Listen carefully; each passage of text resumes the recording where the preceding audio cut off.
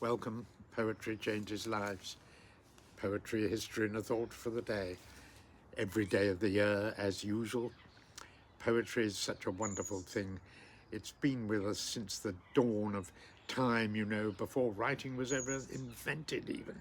People were using poetry just to help them remember things, because rhyming words helps the memory.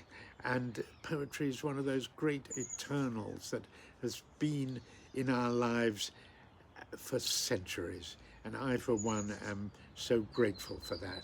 It has really transformed my life. That's why I wrote this book.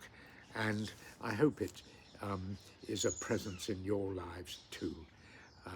I just love reading a bit of poetry every day. It's my favorite part of the day now. Extraordinary as that may seem, it is true. Let me demonstrate. I feel happy now. I'm going to feel happy even more so after I finish reading this. I've got a great poem to read at the end here. On this day in 1926, the very remarkable American author, novelist Harper Lee was born. As a child, she lived in Monrovia in the deep South, and just down the road from her childhood friend Truman Capote. Isn't it extraordinary sometimes how genius sort of appears in clusters? I think, like, for example, the German musical composers Handel and Bach, I think, were both born in the same town at fairly similar times, but they never met, I think.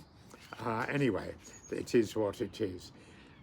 Harper Lee's best-selling novel was, of course, To Kill a Mockingbird, a tale of racism and injustice in the Deep South, which very much mirrored her own experience. Her father was a lawyer in the Deep South who defended the poor and the just the ignored the people who had really difficult lives. And he didn't always win his cases, but he struggled on.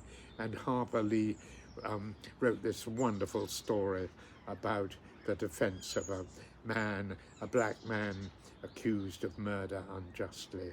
And of course, it's not a particularly happy story, but it won her the Pulitzer Prize and the Presidential Medal of Freedom. And she never she never published another book, I think, in her lifetime. I think it was just after she died that they found she had actually written another book I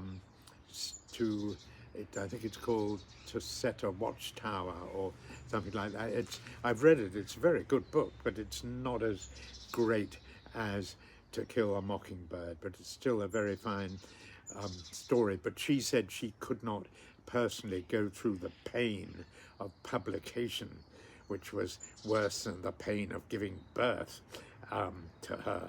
And so she, To Kill a Mockingbird, as far as she was concerned, was her only book. Well, today I'm going to read a poem that's not about America or the Deep South, but it's a very profound poem about perceptions and life and our need really to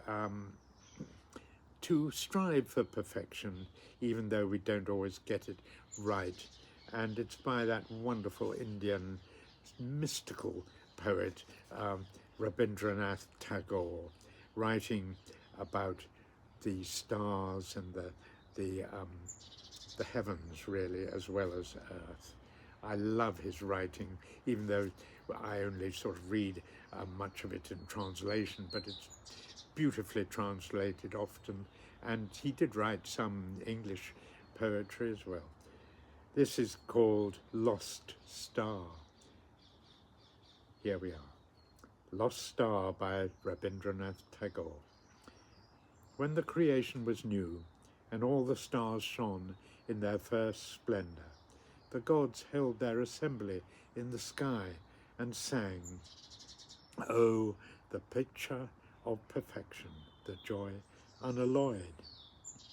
But one cried all of a sudden, It seems that somewhere there is a break in the chain of light, and one of the stars has been lost.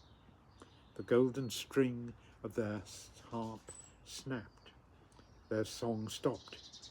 They cried in dismay. Yes, that lost star was the best. She was the glory of all the heavens.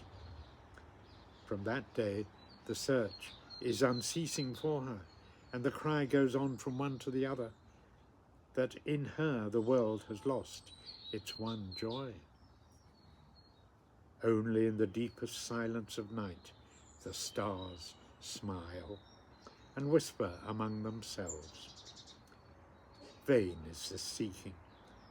Unbroken perfection is over all. I just love that beautiful concept of the stars smiling to one another and whispering among themselves. Vain is the seeking, unbroken perfection is over all. Tagore had a profound faith and belief in the universe, and that we all live in a joined up universe, I think, and that we should allow ourselves to believe in the faith and the existence of an eternal power for good in the universe. A very wonderful writer, in my view, Tagore. Today I will remember the words of St. Peter in the New Testament.